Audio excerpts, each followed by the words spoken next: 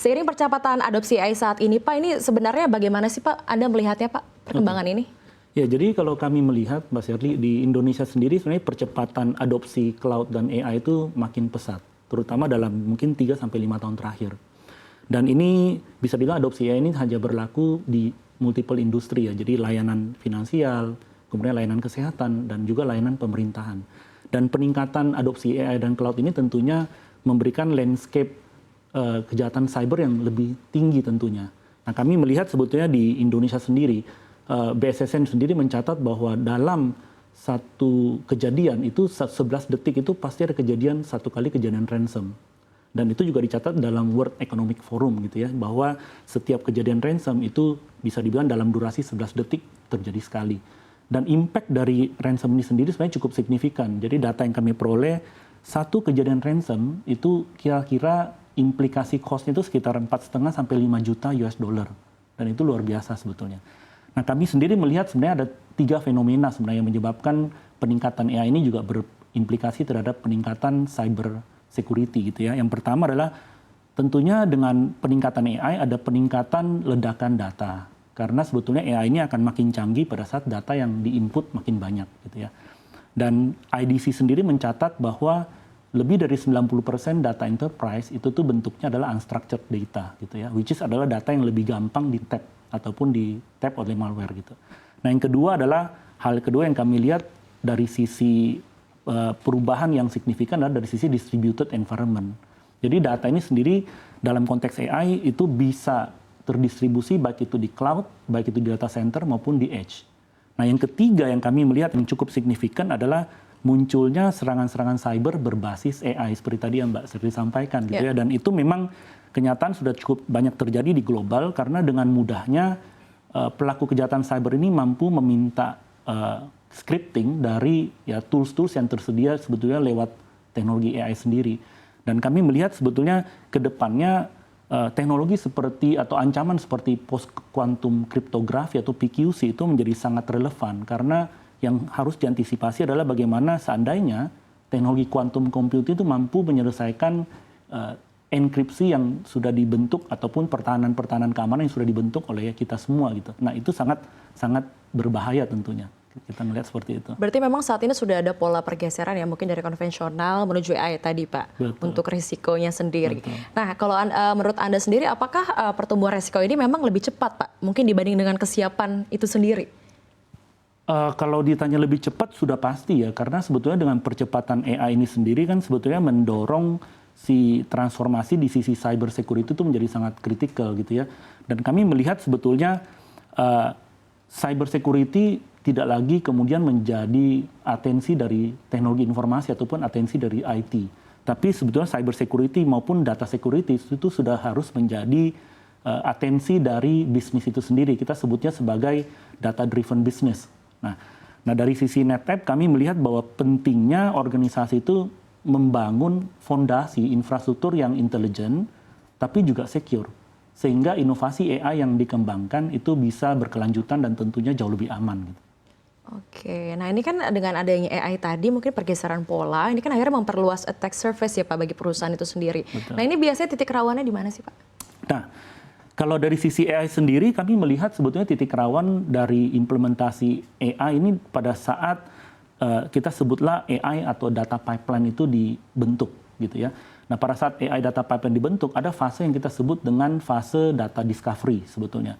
Lalu kemudian data classification atau mengklasifikasi data. Nah, seringkali yang banyak terjadi adalah organisasi itu tidak melakukan klasifikasi data dengan tepat. Sehingga data yang ditrain oleh si model AI bisa jadi data-data yang kita sebut data poison gitu ya, atau data-data yang sudah terimplikasi dengan malware ataupun tidak seharusnya berada di dalam data pipeline. Nah, konteks data seperti itulah yang menurut kami menjadi satu titik celah bagaimana kemudian itu bisa berimplikasi terhadap serangan cyber gitu.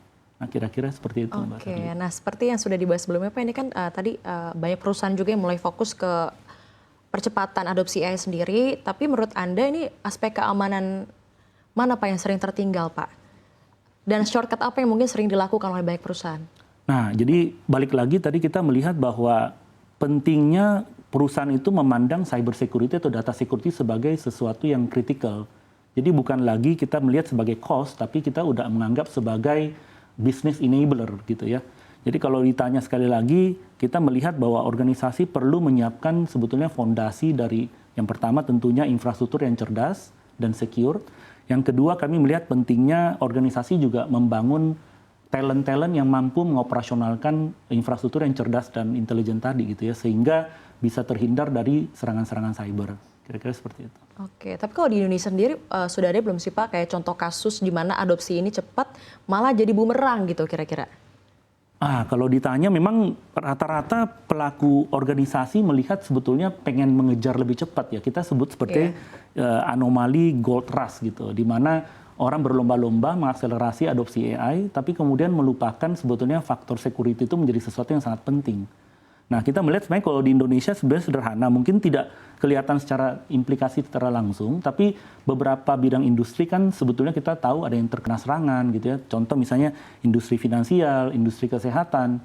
Nah, tentunya pada saat industri ini terimplikasi, faktor risikonya jadi banyak ya. Pertama, data pribadi bisa terekspos, which is kita kan dibentengi oleh Undang-Undang Nomor 27 tahun 2022 kan tentang perlindungan data pribadi gitu ya.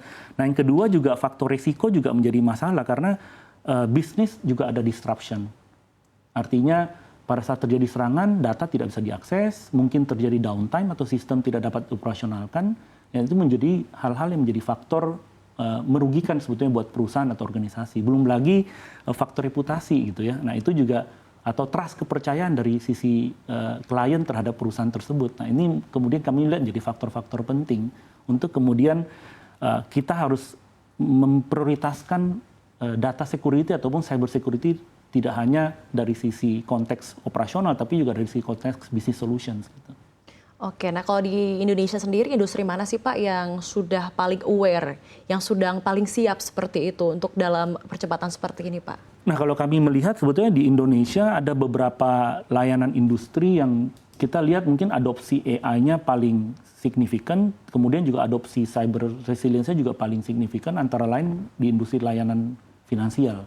Karena layanan finansial ini kan mengandung data-data elektronik, data-data transaksi, gitu ya. Kita melihat bahwa banyak percepatan ataupun teknologi yang diadopsi banyak di area industri finansial. Yang kedua sebenarnya industri kesehatan juga menurut kami sangat penting ya. Bayangkan kalau Mbak Shirley datanya terkompromis, operasionalnya terganggu, kan kita nggak bisa masuk rumah sakit ya, nggak bisa ketahuan sama pasien dan dokter itu nggak bisa menganalisa gitu. Ya. Nah, yang terakhir mungkin adalah industri layanan pemerintah gitu ya, di mana kita melihat pentingnya cyber resilience ini di sektor pemerintah karena kita nggak mau industri ini terganggu dengan adanya serangan cyber.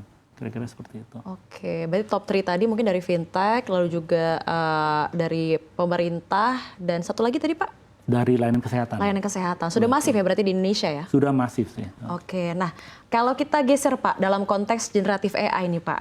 Nah ini bagaimana sih Pak kebocoran data bisa terjadi tanpa kita ketahui seperti itu? Nah, kalau di generatif AI sendiri itu pada saat kita melakukan scripting ataupun kita mengambil coding misalnya, itu memanggil layanan LLM ini, sebutlah misalnya GPT misalnya. Kan kita banyak melakukan inputan data-data pribadi. Nah, menurut saya itu adalah area di mana sangat berbahaya tentunya. Di mana pada saat data pribadi itu dimasukkan, kita bisa mengekspos data tersebut untuk kemudian dijadikan sebagai ancaman cyber. Oke, nah ini seberapa beresiko Pak penggunaan AI bagi karyawan mungkin? Nah, kalau ditanya penggunaan AI untuk karyawan, ya kami melihat sebetulnya penting sekali buat perusahaan itu memastikan bahwa layanan AI ini bisa dikondisikan. Ya. Artinya data-data yang diinput oleh si karyawan itu kalau bisa bukan mengandung data pribadi, bukan mengandung data perusahaan, gitu ya, bukan mengandung data-data yang kita sebutnya kritikal. Nah, saya rasa mungkin implementasi dan etika penggunaan AI itu menjadi sangat penting saat ini.